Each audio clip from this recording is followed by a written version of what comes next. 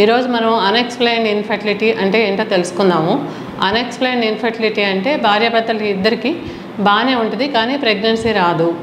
ఇప్పుడు సాధారణంగా పెళ్ళైన ఆరోగ్యవంతమైన దంపతులకి పెళ్ళైన తర్వాత ఇద్దరు కలిసి ఉంటా ఉంటే పెళ్ళైన సంవత్సరం లోపు 80% మందికి ప్రెగ్నెన్సీ వస్తుందన్నమాట.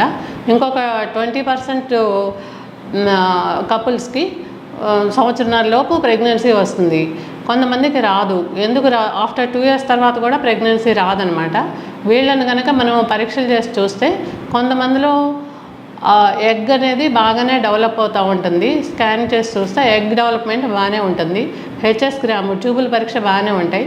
సెమెన్ పారామీటర్స్ బాగానే ఉంటాయి కానీ ప్రెగ్నెన్సీ రాదు. అటువంటి దాన్ని మనం అన్ఎక్స్ప్లెయిన్డ్ ఇన్ఫెర్టిలిటీ అంటాం అనమాట.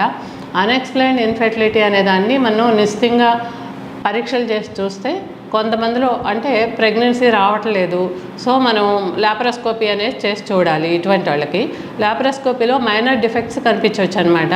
పెరిటోనియల్ ఎండోమెట్రోసిస్ ఉండటం కానీ ఈ ట్యూబో ఓవేరియన్ రిలేషన్షిప్ అనేది సరిగ్గా లేకపోవటం అనేది కానీ ఉండొచ్చు అనమాట. ఈ tubo ovarian relationship minor flimsy adhesions మూలాన ఈ ఓవేరియన్ రిలేషన్షిప్ అంటే ఎగ్ రిలీజ్ అయినప్పుడు ఈ ట్యూబ్ తీసుకోవాలన్నమాట. దీని కనుక సరిగ్గా లేకపోయినా మనకి ప్రెగ్నెన్సీ అనేది ఆ ప్రెగ్నెన్సీ రావటానికి ఆటంకం ఏర్పడుతుంది. సో వీటిని అన్నింటినీ వెంటనే కరెక్ట్ చేస్తాము డయాగ్నోస్టిక్ లాప్రోస్కోపీ చేసినప్పుడు. ఇది కాకుండా కొంతమందిలో ఎగ్ క్వాలిటీ అనేది సరిగ్గా ఉండకపోవచ్చు అనమాట. దానివల్ల కూడా మనకి ప్రెగ్నెన్సీ అనేది రాకపోవచ్చు. తర్వాత స్కానింగ్లో కనిపించని కొన్ని ఎండోమెట్రియల్లో డిఫెక్ట్స్ ఉండొచ్చు అనమాట. చిన్న చిన్న గ్రోత్స్ అనేది మన స్కాన్లో కనిపించవు.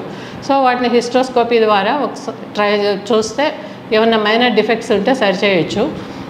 తర్వాత కొంతమందికి స్పర్మ్స్ అనేది నార్మల్గా ఉన్న నార్మోజూస్పర్మియా అంటారనమాట. నార్మల్గా ఉన్నటిని అన్నీ బాగున్నా కానీ ఒక నార్మోజూస్పర్మియాలో కూడా 15% మందికి డిఎన్ఏ ఫ్రాగ్మెంటేషన్ అనేది ఉంటుంది అనమాట.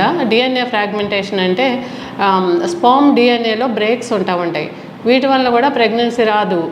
సో అందుకని మనకి రానప్పుడు ఈ పరీక్షలు చేసుకున్న తర్వాత ఇవన్నీ ఉంటే కరెక్ట్ చేస్తాము.